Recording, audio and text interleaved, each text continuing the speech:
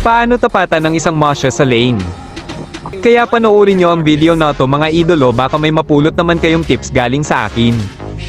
Unang gawin nyo ay huwag muna kayong pumalag sa kanya sa early kasi lugi talaga kayo kay Masha dahil 3 buhay niyan. Ang gawin nyo, try nyo freeze lane yung minions para mauna kayong makapag level 4 at doon na kayo pumalag. At kung build naman ang pag-uusapan ay mag full damage na lang talaga kayo kung maaari kasi kapag nag-build pa kayo ng defense item ay tutunawin lang din yan ni Masha.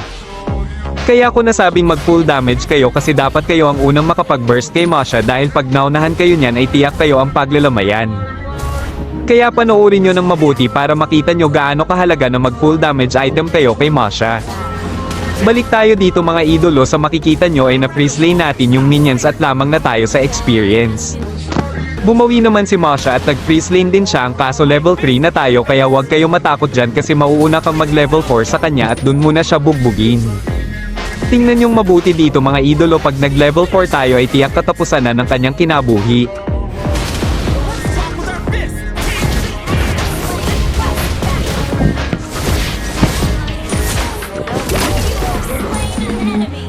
At kapag lamang na kayo mga idolo, kapag nag-cooldown agad yung ulti mo ay huwag kang matakot, gamitin agad ito sa kanya, panoorin nyo.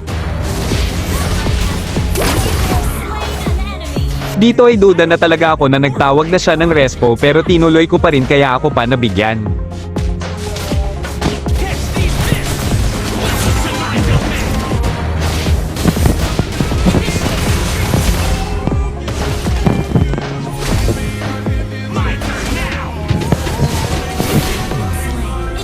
Ito talaga ang pinaka-importanting tips pag nakulong nyo si Masha mga idolo.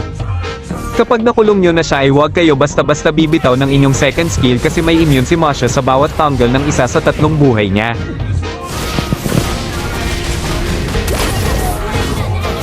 Basta tandaan nyo lagi mga idolo, kapag lamang na kayo kay Masha ay huwag matakot mag-engage ng one-on-one sa kanya at dapat talaga nauna kayong nagbitaw sa kanya kasi kaya niyang i-cancel yung ulti mo gamit ulti niya at baka ikaw pa mamatay dahil sobrang sakit talaga ng Masha. At hanggang doon na lang ang may bibigay kong tip sa inyo mga idolo at panoorin nyo na lang hanggang sa dulo ng video nang malaman nyo kung totoo ba mga sinasabi ko o baka prank lang, hahaha.